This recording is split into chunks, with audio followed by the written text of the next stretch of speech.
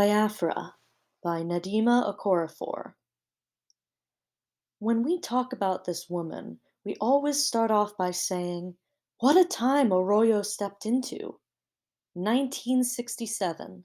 The land's named Nigeria, and the Biafran War was upon us. Heavy and dirty. Anyone would have felt sorry for Arroyo. This was not the place she remembered, but home was still home. Selfish, she hissed to herself as she headed home, blinking away tears. I've been so damn selfish. She'd been away a long time, seeing the world. Now she had to get home. She had learned much while she was away. She knew about courage and fear. She knew about gain and loss. She certainly knew about love and anguish. But now she was about to learn about death. She'd read about it at the restaurant as she sat in the sun drinking a cup of milky tea. Someone had left the Time magazine on the table after they had finished their meal. The headline read, Biafra's Agony. She'd almost dropped her warm cup. Then, like so many of our people who were abroad, she'd felt the words deep in her bones. Come home! The rest she would learn along the way. You see, our lands had finally gained what the British called independence. But when a place is made up of false boundaries strategically sketched and strictly enforced by foreigners, there will eventually be trouble. Many of the new rulers were chosen by the British, and these chosen men were magicians and sorcerers gone wrong. They used juju charms like magical walking sticks to repel bullets, and secret elixirs to prevent poisoning. They wore sunglasses to hide their dry red eyes, eyes that always looked worried, because they could see their victories, but also their deaths. These leaders had intercourse with woman after woman, sapping their feminine life force and then throwing away their shriveled, sad bodies. But those broken bodies still birthed children, giving these men thousands of sons to assure that no power would be lost if they were assassinated. This, of course, didn't matter, for inheritance is ignored in any coup d'etat. As the chieftaincy of our country was snatched by party after party, frustration eventually turned to violence. On May 30th, 1967, our tribe's leader proclaimed the land of the eastern region of Nigeria as the Republic of Biafra. A grand name for a grand place. Oh, how it made us think of the great Biafran Empire so long ago! We will have it again! We cried. Soon afterwards, Nigeria declared war on us. We, the men, women, and children of the Igbo tribe, became Biafran soldiers. We asked, Igbo Kwenu? We responded, Ya! Even as Arroyo made her way home, she too asked and responded to these words, Igbo Kwenu? Ya! When she got to Nigeria, as she flew home, there was combat in the forests and gutted villages. Bodies were scarred and killed by machetes, nailed to their huts, raped, torn by bullets and bombs. In Biafra, we invented the Ogbonigwe bomb and self-guided surface-to-air missiles to help us. Women became spies and soldiers. Children did their part, too. Scientists on both sides spoke of developing nuclear and biological weapons, but our weapons could not match the Nigerians, whose were supplied by foreigners. And then the enemy was able to cut off our food supplies, and we began to starve. We began to lose faster. After years of being away, this was the warring land that our Arroyo flew into. There was no place for guilt here, but she bore it, and it consumed her. Her first day back in Nigeria, still hundreds of miles from her village, she came across an exodus. Now she saw it with her own eyes. Thousands of people were going southeast. They were Igbos fleeing from the north, back to Igboland, what was not called Biafra. They were tired, scared, and hungry. For a while, She just stood there staring. She wanted to continue her journey home, but these people were desperate, and she had skills that could help. I am finished being selfish, she said to herself. She approached people saying that she was a nurse. She found what she needed in the nearby forests: herbs, bark, flowers, leaves. She brought down fevers, eased pain, stitched up machete gashes with palm tree raffia, fished out bullets, helped people fight their infections, and she watched some die. It wasn't quick for these people. It took nights and days of pain, crying, and sometimes a resigned motionlessness. Once Arroyo sat with a girl of about 10. Her name was Onwuma, and her family had been killed by soldiers who'd raided her village in the north.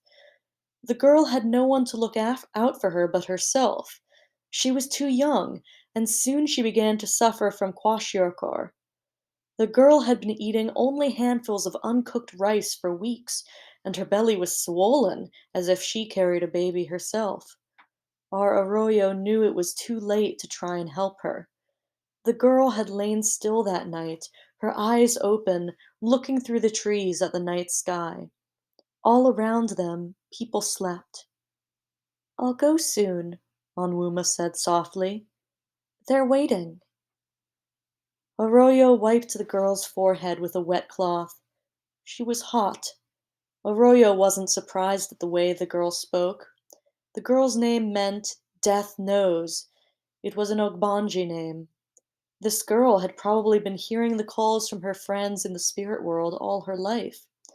Now that the girl's family was dead, she had no one to keep her alive. An Ogbanji child was always torn between family and his or her friends in the spirit world. "Can you see them?" Arroyo asked the girl. "Yes," she said. "They're above us, in the trees." "What do they look like, Onwuma?" "Like," she giggled softly, "like large pretty green lizards with long, long rough tails." "What do they say?" Arroyo asked. "They say—" She trailed off in a sigh. Her breathing slowed. Arroyo gently shook her. "What is it?" the girl asked. "I was asking you what your friends were saying," Arroyo said, fighting to keep her voice still. The girl was so young. She hasn't even seen much of the world, at least not in this life, Arroyo thought.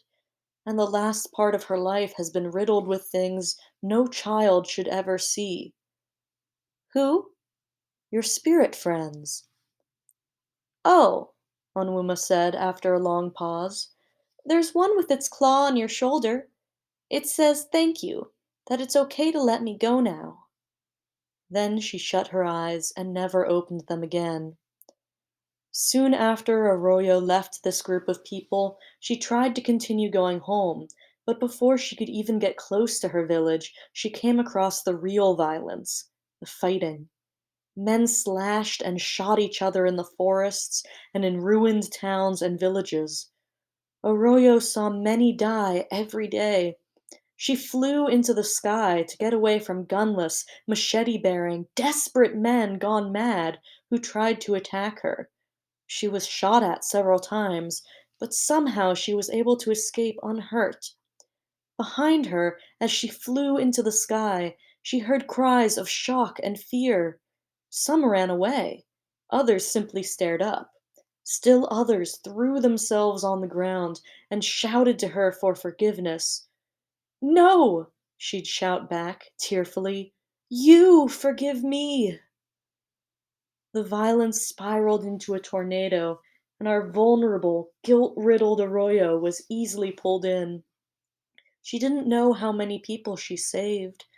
There were children with bloated bellies that she dragged from fires, men she slashed to ribbons with her blade for their attempted rape of women. She no longer heard the different languages people spoke. She didn't see the tribal markings on their cheeks or the styles of their uniforms. The people fighting all looked the same to her. She made her decisions according to who was hurt and who was doing the hurting. The first time she saw the giant birds, she thought she had somehow stepped into another world, for where else would such monsters exist? But then she realized that they were made of metal. She remembered that these were airplanes. She'd been in the forest, helping several sick men and women. There were also children in the group and a pregnant woman. She'd been tending to the pregnant woman when, suddenly, there was a sound of flapping wings. No chirps, squawks, or whistles. The birds were soundless, except for their wings frantically trying to launch them into the air as quickly as possible. She didn't have to look up to know these were vultures. Only vultures behaved like that. The woman Arroyo was helping gasped loudly and jumped up. So did everyone else. "What is it?" she asked, as she held the pregnant woman's arm so the woman wouldn't fall. Before the woman could answer, Arroyo heard the war cry of an enormous beast. Then everything exploded. Arroyo was thrown against a tree. The moment her mind regrouped, she flew up as fast as she could. Her clothes were covered with blood and chunks of moist flesh. She coughed, her nostrils filled with smoke and blood. But she flew and flew, higher and higher, her heart beating as if it would burst from her chest. She breathed with her mouth open. Once she was high enough to no longer smell smoke, she looked back. They zoomed back and forth over the forest, destroying everything alive. Trees, bushes, grasshoppers, vines, human beings, plants, owls. For several moments, her mind could not comprehend what she was seeing. She had seen so many amazing things in her travels, but this man-made disaster, she couldn't understand it. When the metal birds flew away, she flew down. Everyone was dead. She flew on. She didn't want to be around when the vultures returned, as she knew they would. And somewhere else, there were people who were still alive and needed her. She'd forgotten that she needed to go home. To her, everywhere had become home. Everyone was a relative she'd abandoned to go see other places. She saw the metal birds of destruction many more times after that. She knew she couldn't stop them. They were too big, too fast, too murderous. She began to patrol the skies. Wherever the metal birds went, there would be people in need, if anyone lived. Those were days of blood. She did what she could, but she always eventually flew away, like a lost bird searching for her home. But there was one man she could not bring herself to leave. She'd seen him running, looking back into the sky as the metal birds approached. There were many others running, but this man caught her eye as she flew by. His face was not familiar to her. He was just a man. His skin was dark, his eyes were wide, and he was shouting as he ran. Then the bombs exploded and she could no longer see him. She had to wait as the metal birds dropped the rest of their excrements of death. Then they turned and flew away. On the horizon, she saw another one coming, but she didn't care. She flew down anyway. She found him, and he was almost gone. He was covered in his own blood, his clothes burned, his body quivering. His abdomen had been blown open, and half of his face was gone. He called to a creator in a language Arroyo didn't understand. Where he found the breath to speak, she'd never know. His voice shook, and his lips were coated with blood. Arroyo stood over him, her mouth open. No words. She clutched her chest. Her blue dress was stained with dried blood from others, and her own sweat. She'd flown so many miles. She didn't remember the last time she'd slept. She could barely remember her own name. But here was another man, dying, alone, at her feet, still. She fell to her knees and took the man's head in her arms. The man's one open eye looked at her, and he stopped calling to his creator. Arroyo sat with the man's head in her lap until the man's body stopped shaking. When this man died, it was as if she woke up. She remembered that she was Arroyo from the Calabar region. But awakening to oneself can be painful. She leaned forward over the dead man, feeling her blue dress stretch and tear. The fabric was now old. She wished the airplane she'd seen on the horizon would hurry and come with its exploding excrement. Then it would be finished. Let it be done, she thought. I've had enough. I've had enough. I've had enough. Let me be reborn as something other than myself. But she continued to live and breathe, and even with the man's body turning cold in her lap, she could feel the pull of the sky. Minutes later, with care, with kindness, she lay the man down. Then she stood up straight, finally free of what had taken hold of her since she'd come back to the warring country of her birth, snapped from her guilt. Then she flew home. Those she saved who were Christian called her an angel. They said that she was sent from the heavens to help those who needed help. Those who were Muslim were sure she was a servant of Allah. Others compared her, others called her Yameha, Mami Wata, and many other things. People now might compare her to a superhero of some sort. But she was just a woman, our Arroyo. And even after all this, our Arroyo stayed. She remained. She did not fly away, for what good does it do anyone to run away from home, even when home is in turmoil? When this woman who could fly found her home, she found round-bellied children, some who were her nephews and nieces.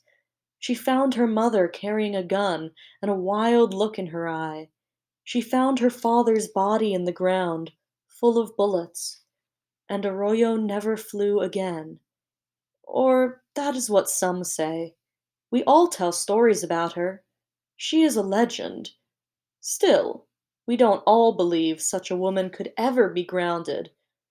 But worse things have happened.